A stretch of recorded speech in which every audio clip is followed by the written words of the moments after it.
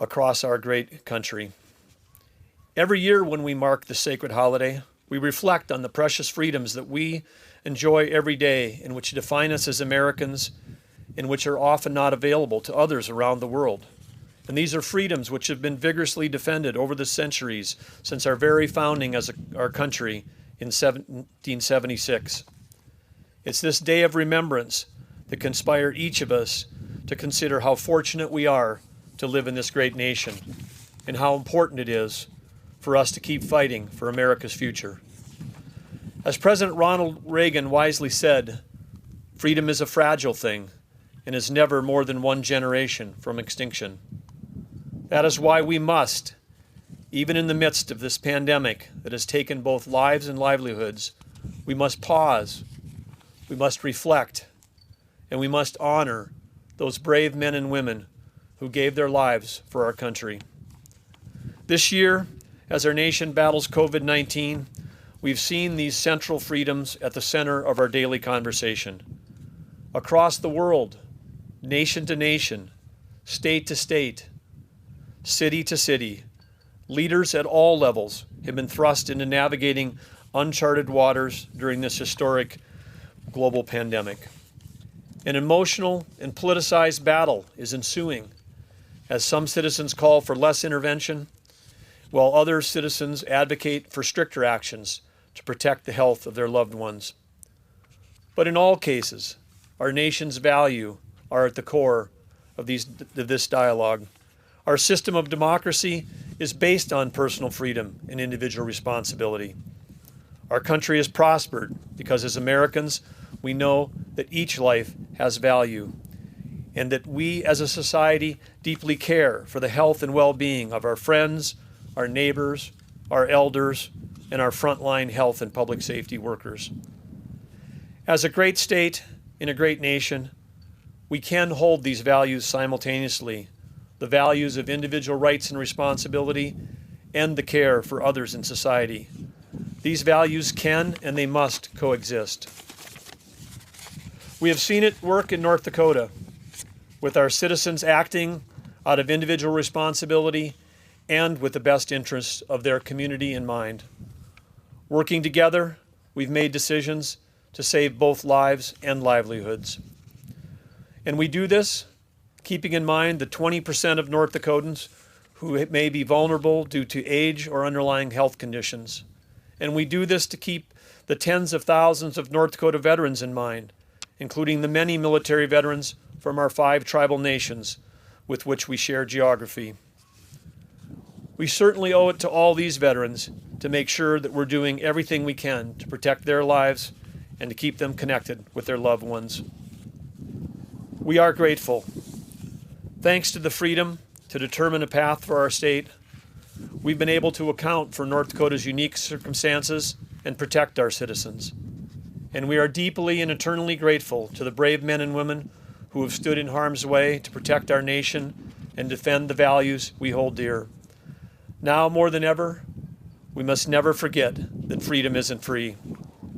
These freedoms have been preserved and made possible due to the men and women who fought and died for our nation. They deserve our deepest respect on Memorial Day and on every day. For their service, for their ultimate sacrifice, and for the incredible acts of valor they perform for our country. And on behalf of all North Dakotans, we share our unending gratitude. The fight for freedom never ends, but with the spirit, the smarts, and the empathy of North Dakotans that I have witnessed in the past 3 months, I am more confident than ever that these United States will not only endure, but will prosper as the greatest nation on earth. God bless you and your families on this historic Memorial Day. Thank you for joining us with your presence and time, and God bless our nation and the great state of North Dakota. Thank you.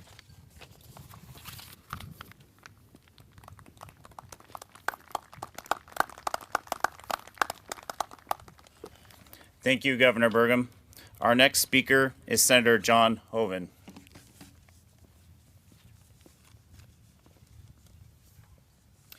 Thank you, Chaplain Weimer. It is truly a privilege to be here today to honor our fallen heroes. On this Memorial Day, we honor our veterans, particularly those veterans who made the ultimate sacrifice. To them and to their families, we say thank you. We say God bless you. It's, as I say, a privilege to be here and to be able to address you along with Governor Burgum and Senator Kramer, with Major General Al Dorman. I want to thank him and all of our North Dakota National Guard for hosting this event today at our State Veterans Cemetery. They do such an amazing job, not only hosting an event like this on Memorial Day for our veterans who've made that ultimate sacrifice, but every single day the North Dakota National Guard is there, and it doesn't matter what we need them to do. Now it's fighting COVID-19, but whatever it is, they're there, they do the job, they're professional, they're just amazing. They represent the very best of us in North Dakota, and I'm so deeply appreciative to them. Also, I don't know if you were able to see on the televised the portion of this presentation today, but we also had our motorcycle riders ride today. Now, they weren't able to come into the cemetery, but there's so many of you. I think we get on the order of 3,000 people at this event, and hopefully we'll have that and more next year here in person honoring our veterans. But a big part of that every year are those motorcycle riders, and you've all seen them. And there's hundreds and hundreds of them. Vietnam Vets Motorcycle Club, the Patriot Guard Riders, the Freedom Riders, all these different, many of them veterans themselves that come out, and every year they ride as part of this Memorial Day service, and they gather in the park, and they're such a big part of this event. And I have to tell you, they're a big part of so many events on behalf of our veterans, whether it's funerals, send-offs, welcome homes. And so I'm deeply appreciative to them as well, and I want to thank Brianna for that wonderful rendition of our national anthem. Again, just a beautiful, wonderful job. You know, today is all about those veterans who put on the uniform, who donned a weapon, and they went off to fight for this nation, and they made the ultimate sacrifice. And it's just hard to imagine what it takes to do that. And I'm looking at these gravestones and reading names from World War II, Vietnam, World War I, Korea, the War on Terror. It's an amazing thing. And so it's not just on Memorial Day or on Veterans Day. Every day we have to thank and honor those veterans and their families for all they do for us. Because without them, there's no United States of America. We don't have a nation. We don't have freedom. We don't have liberty. The world doesn't have freedom and liberty without those amazing veterans and those amazing veterans that made the ultimate sacrifice.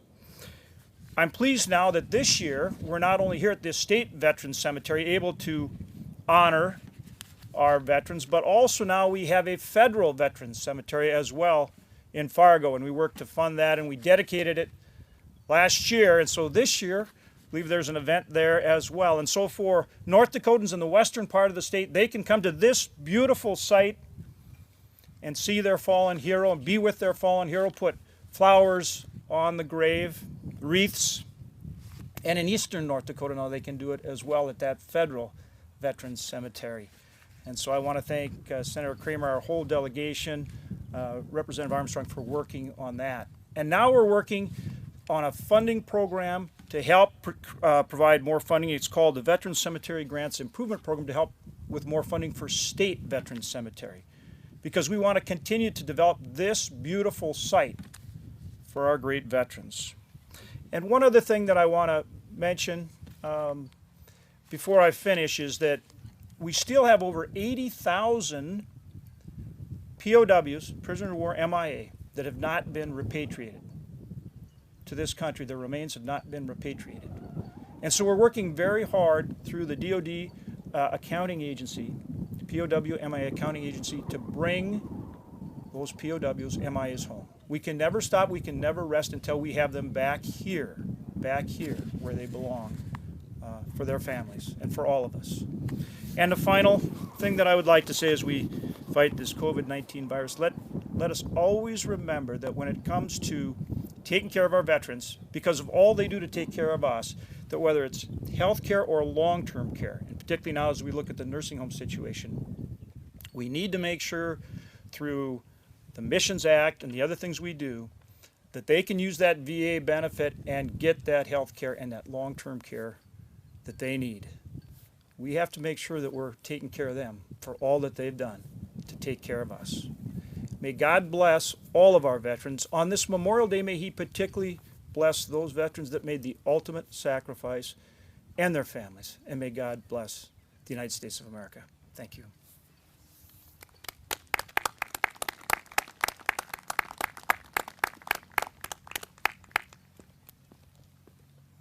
Thank you, Senator Hoeven. Our next speaker is Senator Kevin Cramer.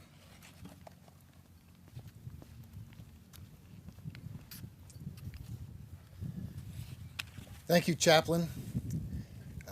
Brianna, thank you again for reminding me why I don't do it. Wow, it's that great. I love the national anthem, and it's even better when somebody can sing it a cappella perfectly. Governor, great to be with you. Senator Hoeven, always a pleasure. General Dorman, thank you for your hospitality and your service. It's really quite amazing to stand here in this place at this time in these circumstances. And while I feel badly, as Senator Hoeven said, for the 3,000 plus people who would otherwise be here, I will tell you there is something rather special about it as well. There's a solitude about it, a quietness that is, I think, perfect for the moment in many respects. And I hope that as the day goes on, those of you that are within driving distance that have not visited the cemetery here in Bismarck or the National Cemetery in Fargo, as Senator Hoeven mentioned, will take the time to do it and bring your kids and tell them a story about what it means. In fact, I would just mention that the Fargo event will be live streamed as well. We pre-recorded a virtual event that's going to be live streamed at 2 o'clock, I believe, on Facebook Live and perhaps other places as well. You know, part of every day for me involves spending some time on behalf of our military men and women and our veterans, because I do serve on both the Senate Armed Services Committee and the Senate Veterans Affairs Committee. And it is as great an honor as it is to represent North Dakota in the United States Senate with John. It is a special blessing to be able to spend part of every day in service specifically to those who have served us so very, very well. And in preparing for today, what I generally do on Memorial Day is there are three things I like to read. I like to read some scripture, and I appreciate the chaplain's prayer and reference to John, the Gospel of John. I also like to reread the Declaration of Independence so we can, I think, be reminded of what it is exactly that the very first military men and women in this country fought and died for. Those certain inalienable rights, right? Endowed, for example, by our Creator, a God. And it lays it out so beautifully, why we would shed blood. And I also always read the Gettysburg Address, one of the, well, without question, the most famous presidential speech, perhaps the shortest presidential speech in history, and one of the most profound, where President Lincoln dedicates the military cemetery at Gettysburg. And in his speech, the thing I love so much about the Gettysburg Address, besides its brevity, is every word matters in this very short speech. And he spends some time, for sure, memorializing the war dead. In fact, he chooses his words very carefully because he talks about that they gave their lives for it so that our nation could live. And it's always struck me that he didn't say so our nation could survive. It wasn't so much about the survival of the Union, although that was important, but he said so that we could live. I don't want to trade living in for surviving, and I think President Lincoln was onto something.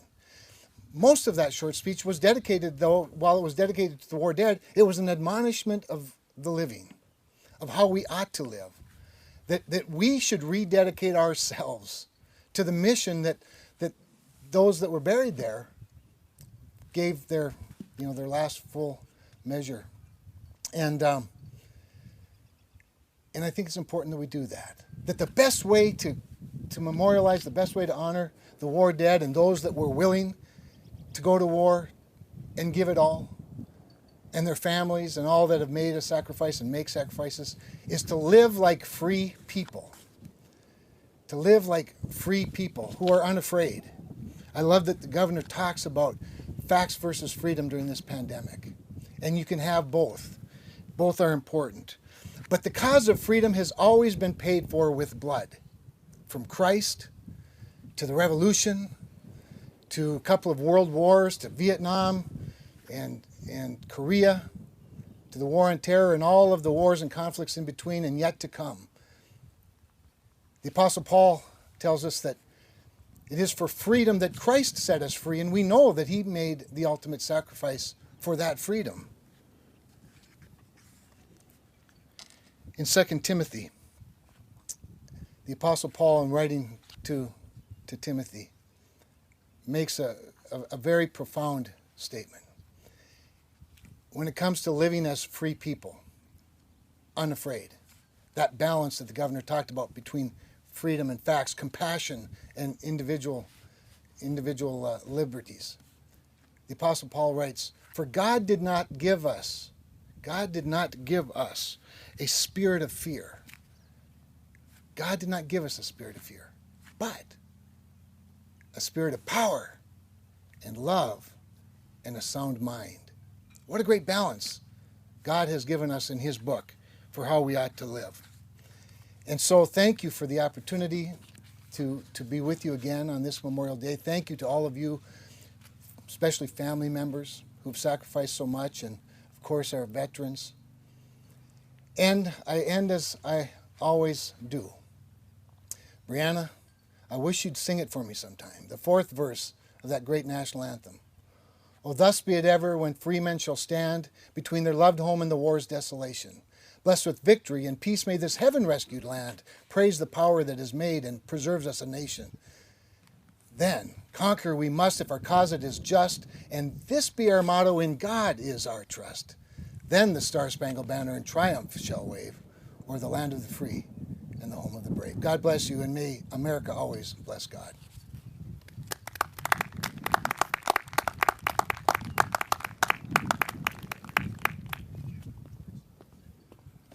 Thank you, Senator Kramer.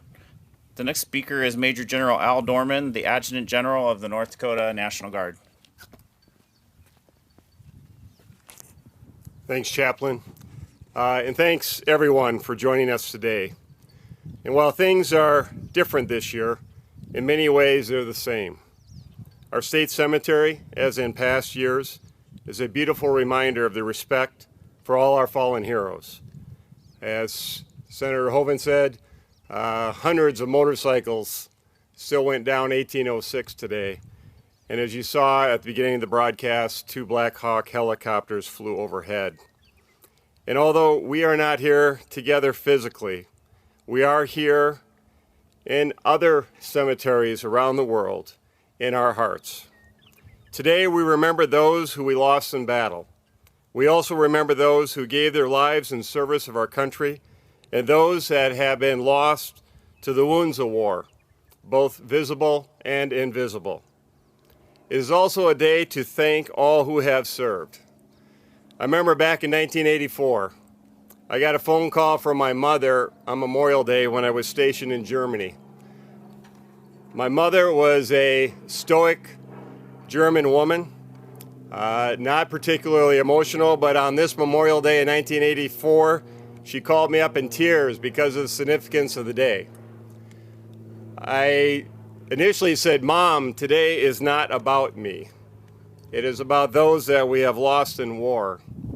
But in retrospect, I think that day was a little bit about me and the million plus that served in our military on that day and every day. Young men and women like myself at that point that raised their right hand, swore to protect and defend the Constitution against all enemies, foreign and domestic, potentially at the cost of their life. That's what Memorial Day is about. But for all those that have chosen to serve, we thank you today for taking that oath to protect all of us. And in the midst of this pandemic, I believe it's also appropriate for us to thank all our healthcare workers, our first responder and our emergency personnel for this service in this pandemic fight. Like the 300 guardsmen that are already mentioned that are on duty today fighting the pandemic, they too know the feeling of service, the importance of service, the call to service, and they know what it's like to spend yet another holiday in the service of others. Possibly today, more than past Memorial Days, there are some of our federal citizens that may be struggling. I think of small towns who have had Memorial Day ceremonies for as long as anyone can remember, but had to cancel their ceremony today. I think of all the veteran service organizations that proudly don their uniforms every Memorial Day to show their respect for their fallen comrades. I say to all these small towns, all these veteran service organizations, first, thank you. Thank you for your patriotism and support. And I say to you also that we will be back next year, better than ever. Others that may be struggling today in this new environment for Memorial Day, our friends, battle buddies, and wingmen of the fallen. Know that you are in our thoughts and our prayers, and we are with you today. And finally, and personally, and very importantly, we remember our Gold Star families and all military families, especially those whose lives were cut short. Please know that you are in our thoughts, our prayers, and you have our virtual embraces on this day. We will never forget your loved one's service, and we will never forget your sacrifice. I'd like to close with a quote, and I feel an intellectual deficit here because unlike Senator Kramer, I probably should have been reading the Constitution, but instead I was listening to the radio. And probably a unlikely source of inspiration for this day came from a gentleman named Luke Combs, who performs a song entitled "Even Though I'm Leaving." I just want to share some of your lyrics with him because I think it's appropriate on this day where we celebrate and remember from a distance. These words from this song ring true to me today. It goes like this: just 'cause I'm leaving, it don't mean that I won't be right there by your side when you need me and you can't see me in the middle of the night. Just close your eyes and say a prayer. It's okay, I ain't scared. I won't be here, but I'll always be right there. Even though I'm leaving, I ain't going nowhere. These lyrics very simply remind us all that while the physical being may not be with us, we continue to carry them in our hearts. And on this day and every Memorial Day, we pledge to never forget. We will be right there in our hearts for our fallen, for their families, their friends, and for all those who have served. Thank you.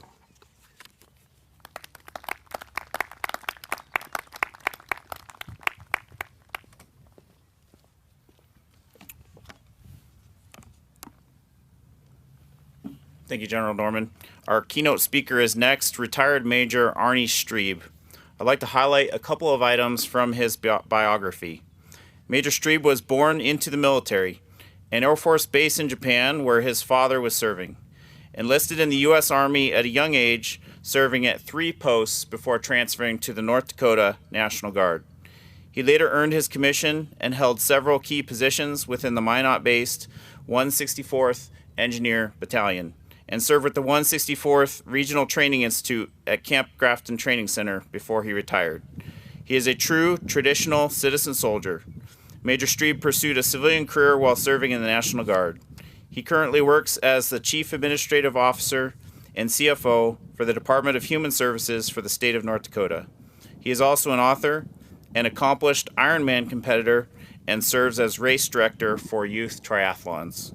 Ladies and gentlemen, it is my distinct honor to introduce retired Major Arnie Strebe.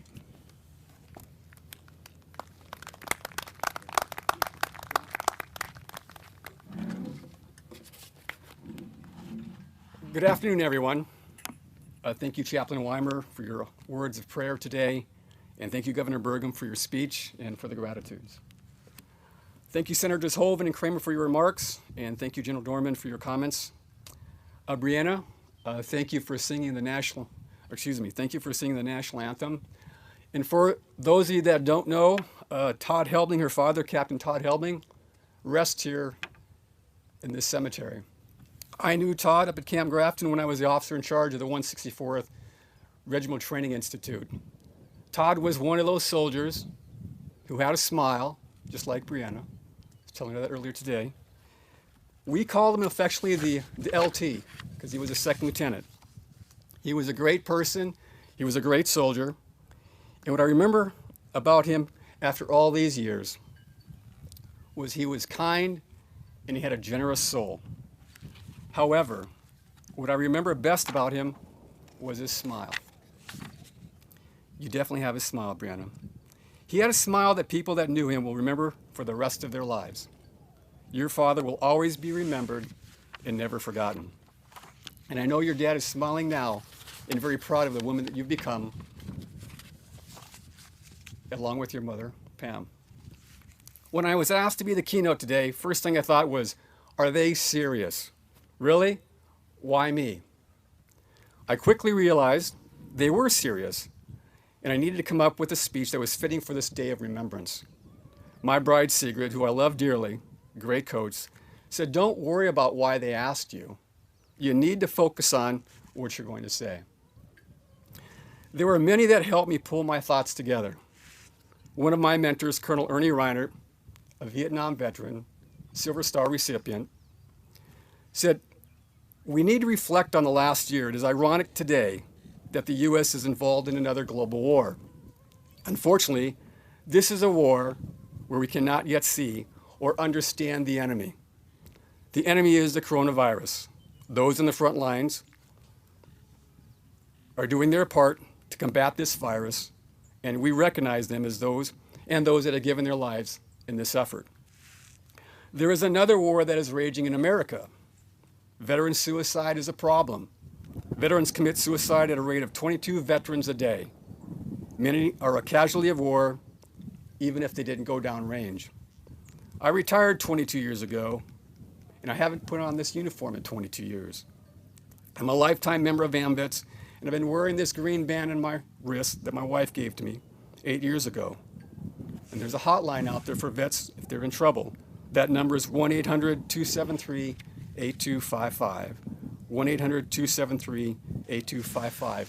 We must not forget our brothers and sisters who have come back and are casualties of war, struggling with their challenges. We are there for you, always. So I decided the best way to determine what was I going to say. I decided to ask my service members I served with in different branches, and knowing that some of my brothers and sisters in arms served with service members killed in action. I asked Sergeant Major Kevin Keefe, what should I talk about, Sergeant Major? Sergeant Major Keefe deployed to Afghanistan in 2003 and Iraq in 2008. He said, sir, yes, he still calls me sir. I call him Kevin. He said, discuss the differences between Memorial Day and Veterans Day. What exactly is the difference? Veterans Day is the day we recognize all of our military veterans who have served. All veterans, regardless of their branch of service, regardless of their length of service, we honor them if they served in a war or during times of peace. Everyone. Memorial Day is set aside for us to recognize all of those who served and did not make it home to their loved ones. Those who fell in battle or succumbed to illness or died during training to protect our nation. It is a day to honor our military members that may have not died in battle, but are no longer with us. It is a day to visit our beloved eternal resting areas, like this magnificent grounds here, the North Dakota Veterans Cemetery. Each of these beautiful headstones represents a loved one, a family member who served, a loved one who perhaps was fortunate enough to live a long and prosperous life. They might be an airman, a coastie, a Marine, a sailor, a soldier, or in too many cases, a loved one whose life was ended by war. This reminds us that it is imperative to remember our Gold Star families on this important day of remembrance, those that suffered a loss of a loved one firsthand. The Gold Star families' sacrifices linked them forever to Memorial Day. A key point here is that Memorial Day is just one day celebrated annually in May and signifies the unofficial start of summer. But for those who have been impacted by a loved one killed in action, this day is not about car sales, good deals, and furniture picnics, or running off to the lake. The general population may not fully understand the difference. Sergeant Major Keefe, I hope I covered the point to your satisfaction. In preparing my remarks, I wanted to know how many people have been killed in wars in defense of our nation. My research revealed that in Iraq, so far, we have suffered 4,497 killed. In Afghanistan, 2,216. Total losses in the global war on terrorism, 6,713. The first Gulf War, 294. Beirut, 266. Vietnam, there were 58,267 killed in action. Korean War, 36,516. World War II, 405,399. World War I, 116,516. The Civil War, 750,000. In total, some 1,373,971 service members, and this doesn't include the wounded or the missing in action. To put this into perspective, the number of killed in action from the Civil War to the most recent war would be about the same size as the cities of Dallas or San Diego, or a little less than twice the population of North Dakota. So, that's a total of 1,373,971 individual stories. The individual is the true victim of any war. You may agree that 1 million is a large number. Of that more than 1 million stories are 3 that I'd like to share with you today. I hope to paint a picture of what Memorial Day means to those who have been impacted by the devastation a war can cause. I've had the opportunity to know Trevor Hendrickson through my wife over the past few years. Trevor is married to Amber, and they run a successful business in Bismarck. They've won national awards. He's fun. He thinks he's a really good cyclist, and he is. And he enjoys what he does for a living, and that is help other people. When my wife introduced me to him, I repeated, Trevor Hendrickson, to myself. I thought for a second.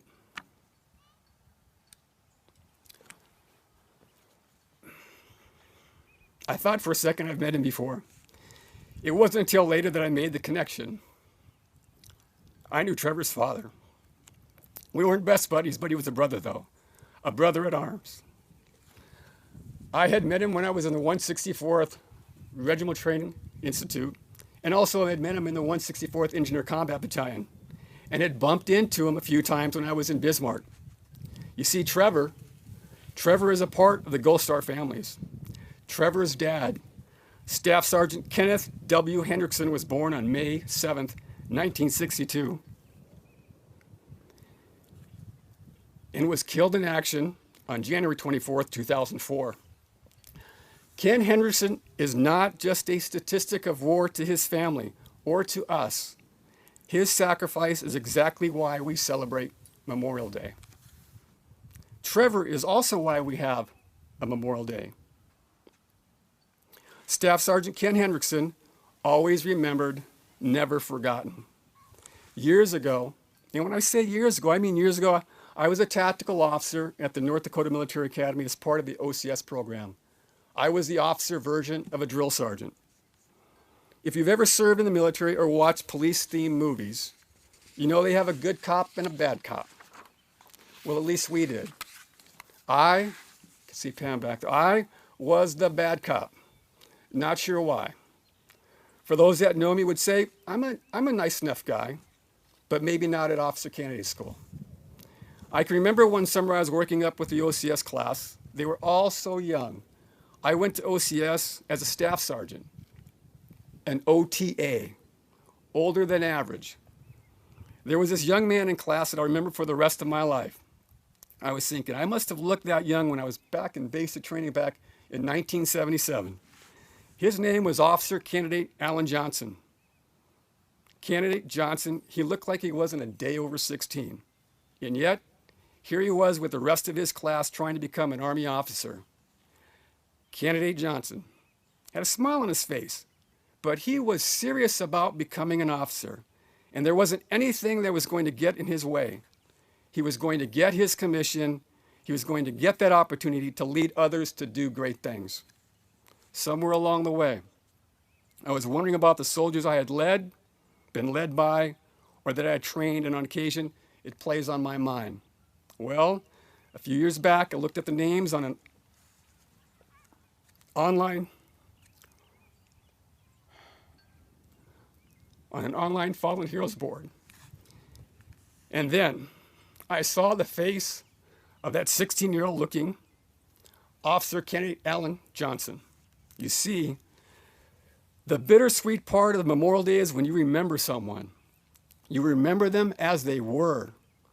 Like all of the officer candidates I train, I've always wondered if I did my job and did I do it well enough to help them to succeed in theirs. I stared at Major Alan Johnson's picture for I don't know how long. I couldn't believe he was killed.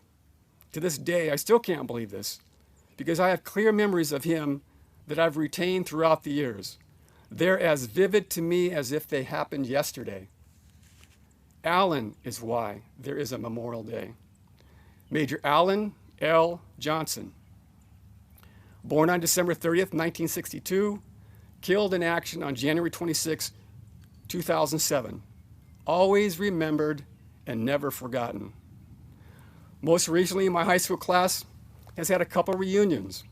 We had a reunion a few years earlier, which was a couple years earlier than our 4th reunion, because we knew that one of our classmates wouldn't be able to attend because she had terminal cancer. I'm from a small town in North Dakota called Surrey. Well, at our 40th reunion, there were a couple of upperclassmen that showed up and some that graduated after us. One individual graduated a year ahead of us, and he was at the reunion. His name is Ron Gaber. Retired sailor from my class, Pat Case, was there. When Pat and I were talking, Ron Gaber came to our table and sat down. Ron is a great guy and one that would give you the shirt off his back. We talked a bit, and then Ron asked if we had talked to Larry. Larry was his older brother in a Surrey Mustang. We both said no. Ron said, "Did you know that Larry had a son in the Army?" Neither of us were aware of this. Ron said he was in the 4th Infantry Division and had been deployed overseas, was married, and had a son. We said that was great. And at that moment, both Pat and I knew something was wrong. Ron's body position changed. His head hung down, and you could see the tears welling in his eyes. He said, "Yes, Larry's son, my nephew, named for me, Specialist Ron Gaber, was killed in action in Iraq when an improvised explosive device detonated near his vehicle." Pat and I didn't really know what to say other than we were sorry. Larry and Ron Gaber, Gold Star family members. Specialist Ron Gaber, his uncle for whom he was named, and his dad, Larry Gaber, are reasons why there is a Memorial Day. Specialist Ronald W. Gaber, born on October 2nd, 1982, killed in action May 13, 2006, always remembered and never forgotten. Finally, I want to thank all of you for watching online or listening on the radio, not to hear me speak, but more importantly, to remember the Todds, the Kens, the Allens, the Rons, and for all of those who gave their life in the defense of our country. Thank you for remembering those that proudly put on the uniform. This day is also about the Briannas, the Pams, the Trevors, the Larrys, the Rons, and the Gold Star families. I also want to point out that there have been many women killed in action over the years. If I had known one, I would have recognized and shared their story today. They have served our great nation well for centuries. Memorial Day. Let us not forget those who made the ultimate sacrifice from all branches and from all walks of life. Whether you were on active duty, reserve component, or National Guardsman, We served because our purpose was to protect and defend the United States of America. We are one team regardless of military component, and we served with a common purpose. Always remember them and their families, and please never let their sacrifices be forgotten, ever. I close with the wise words that President John F. Kennedy once said: "A nation reveals itself not only by the men it produces, but also by the men it honors, the men it remembers." May God bless all of the resting heroes here at these hallowed grounds and in cemeteries all across the world. And may God continue to bless the United States of America and all of you.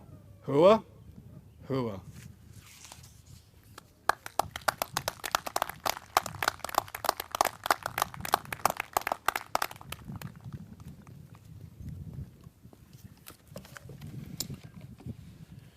Major Strebe, on behalf of our fallen military heroes and our Gold Star families, thank you for your remarks. We will close today's ceremony with the following events: wreath placement, cannon salute, taps, and raising our flags to full staff in the center of the cemetery. Under the command of First Sergeant Jay Connie, the military funeral honors will fire a 21 cannon salute using World War I era French 75mm cannon. Today's cannon crew is Master Sergeant Travis Teskey, Sergeant Catherine McLaughlin, Sergeant Chance Fredrickson, and Specialist Kelsey Carpenter. Immediately after the cannon salute, taps will be rendered by Doug Weber, a member of AMVET's Post Number 9. When the last somber notes of taps have faded away, the colors behind me at the Flag Plaza will be raised to full staff. For those present at the cemetery, please rise. All military members and veterans may render hand salutes during the playing of taps and hold that salute until the colors are at full staff. At this time, I'd like to ask General Dorman to escort Governor Burgum to the wreath area. Governor Burgum will honor all deceased service members by placing a memorial wreath near the Flag Plaza. The governor will be assisted by First Sergeant Jake Hawley.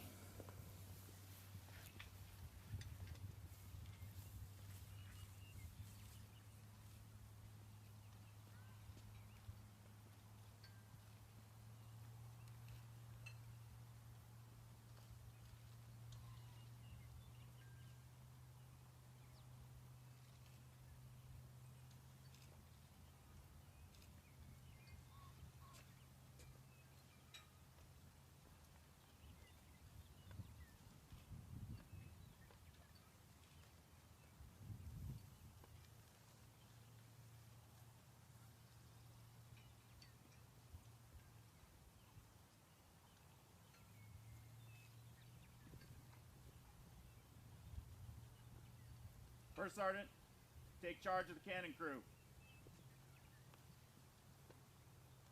Fire the cannon!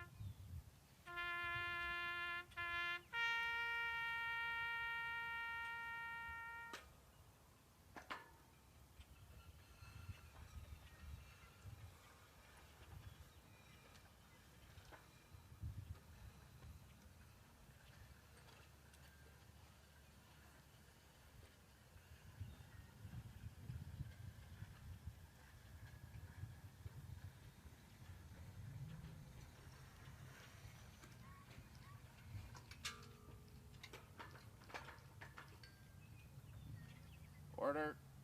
Arms.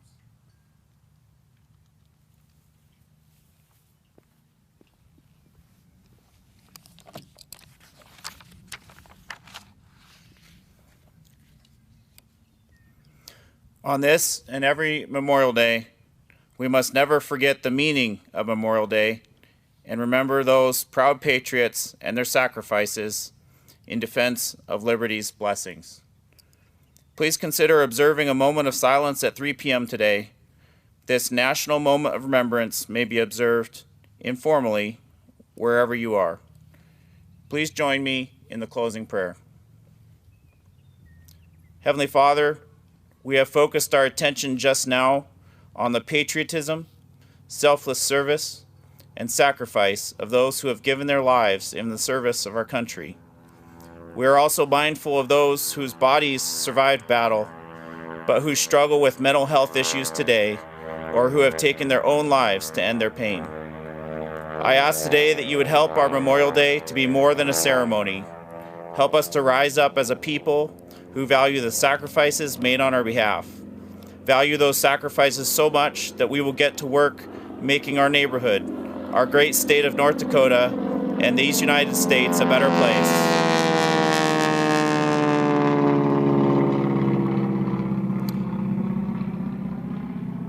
A better place for ourselves and future generations. In Jesus' name, amen. Ladies and gentlemen, this concludes today's Memorial Day ceremony. Thanks again to everyone who tuned in to view today's ceremony in honor of our nation's fallen military. Best wishes for a great day.